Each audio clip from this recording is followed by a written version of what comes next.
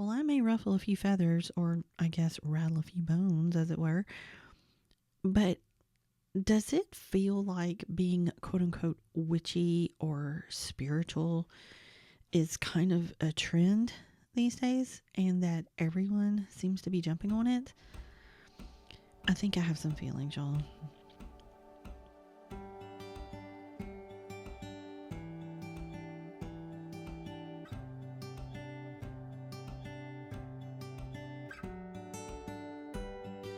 Welcome back to Soulful Wonderings, the space where we search for meaning in everyday life and honor the lessons that help us grow.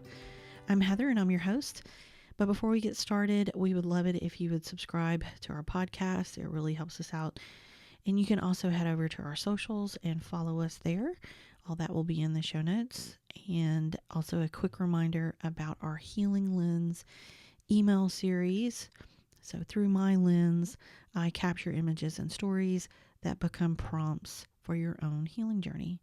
You can sign up to receive the emails, through our website, which is soulfulwonderings.com, and I will put that in the show notes as well.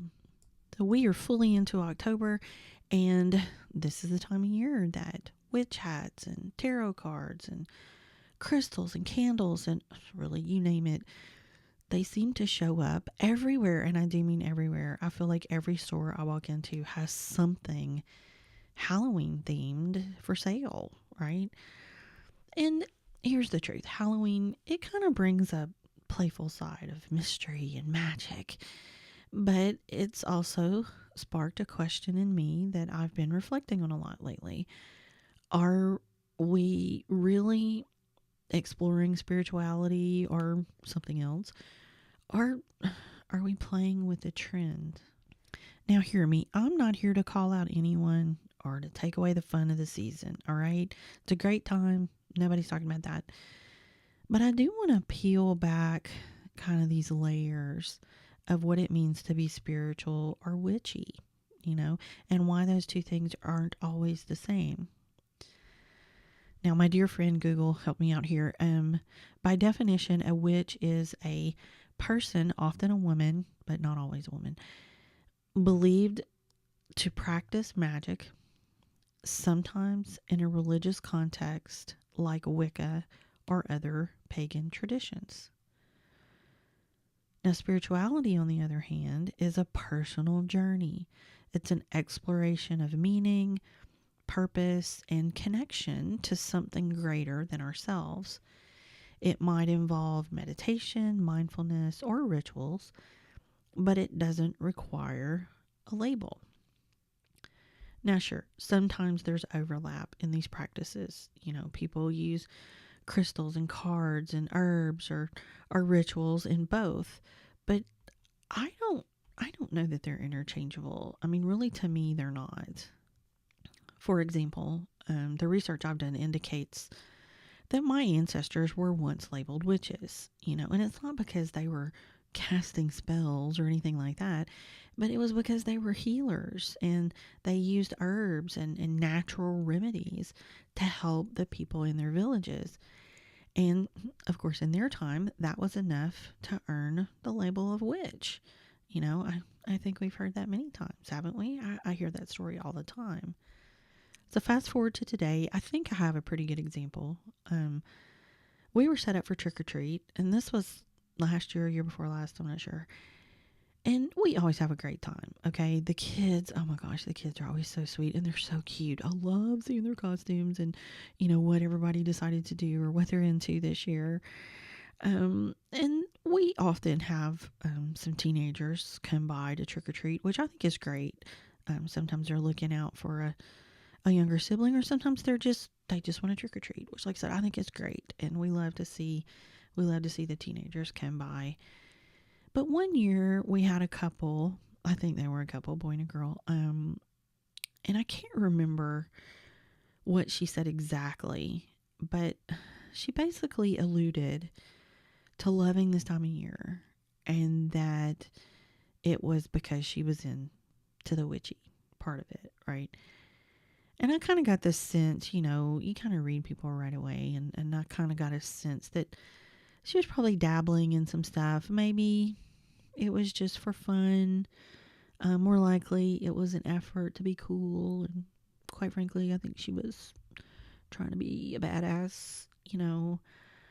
Um, and I suspect, especially, um, she was trying to look that way to an adult, you know. Um, Little did she know what adult I was. But I digress.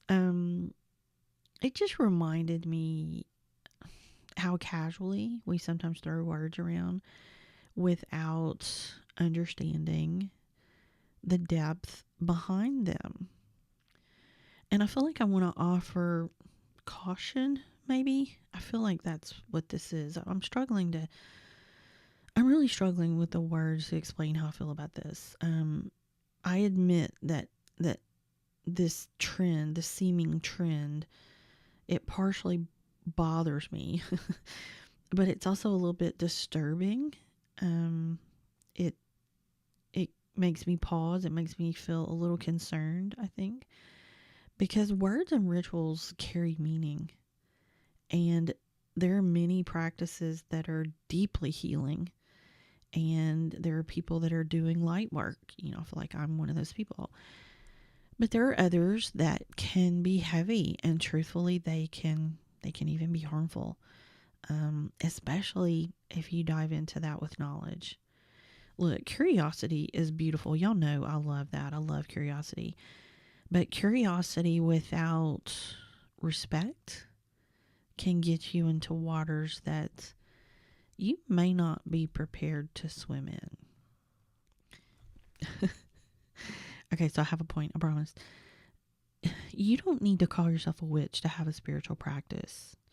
You know, you don't need to copy what's trendy on Instagram to have a meaningful connection to spirit, source, for me, creator, or whatever it is that you believe in. You know, you can follow a witchy path if that's your choice, but I implore you to do it with knowledge, because really any path you choose should be done with respect, with knowledge, with a willingness to learn. And the reality is everyone's path is going to be different. Everyone's going to be drawn to different things. But I encourage you to be open-minded, to be willing to hear and truly hear, not, you know, listen with your ears to other people and what they have to say. And don't be so quick to dismiss. But I've seen a lot of people that dive off into things, and doing rituals and things that they don't understand. And they don't really know exactly what they're doing. And I just feel like that, I just want to caution you on doing that. I also encourage you to find someone you can work with. Maybe find mentors, find people that you trust, create a circle of people that you trust, that you can ask questions of, and that you can all grow together. Because again, I know a lot of spiritual people that aren't necessarily witchy. I know some witchy people, Wiccans and things like that, that they are very much, they have a spiritual journey as well. I think there are things within the practices that at least feel like they sort of overlap, but some of that may just be title or label in what you're doing, like a ritual. You know, a lot of people do rituals. There's rituals in the Christian church, so a ritual is not always a good description or a good thing to judge something on. Let's put it that way. If someone says they're doing a ritual, that can mean a lot of things. So what my point is to really, just like I said, be open-minded, be curious, and really explore what interests you, and be willing to say no to things that don't feel right. If your gut feeling says, that doesn't feel good, that feels dark, that feels whatever, then you know what? Walk away from it. Because the truth is, the real magic is in discovering your path, is determining your values, your truth. What rituals bring you peace and alignment? That's what's going to make your journey very powerful, and it doesn't need a label. So if you're feeling curious this season, I want to leave you with a few questions that I encourage you to really reflect on and do work on if you're led to it. And first, that is, why am I drawn to this practice, to this label, to this symbol? Really look at why you feel drawn to these things. Maybe it's just because it looks fun or it's cute. Especially for symbols and things like that. But why? Is there something else going on? And really understand that. It's kind of I think you should be able to defend it in a lot of ways. Do you know if that makes sense? Do you know what I mean by that? Know what your thoughts are. Second, what intention am I bringing to this? Am I curious? Am I trying to heal? Am I looking for an identity? Or maybe it's just some fun. Okay? Why are you here? What is it that you're wanting to do? If I just like Halloween because I think it's fun. Cool. That is awesome. Enjoy it. I'm serious. Enjoy it. Well, I'm curious. I've always wanted to know about these things. I've just wanted to learn a little bit. That's awesome too. You're looking to heal some things. Identity's a big one though. Why do you feel like you identify with this? Again, figure out the deeper meaning. And 3, how can I honor both my own path and the traditions or beliefs of others as I explore? And that kind of goes back to that, learn and explore and do, but, make sure you're being respectful. Because you may see this as kind of a lighthearted, I'm a witch for Halloween, but there are other people that, they're Wiccans, they're whatever, and this is important to them. This is a big deal to them. So, we want to respect that. We want to respect other people's beliefs and other people's ideas. Halloween, it can be a great time to play. It can be a great time to express yourself, to just dress up as someone completely different, something you would never do, or someone you really respect or something like that. It's a great way to express yourself. It's such a great time to just enjoy yourself and just have a good time, right? Put on the costume, light the candle, savor the memory, but also remember, words matter, actions matter, and energy matters. So be curious, be respectful, and most of all, be true to yourself. Thanks for listening today. I hope this episode resonated with you. If it did, maybe subscribe or share it with a friend. Don't forget to sign up for the Healing Lens emails. You can do that on the website.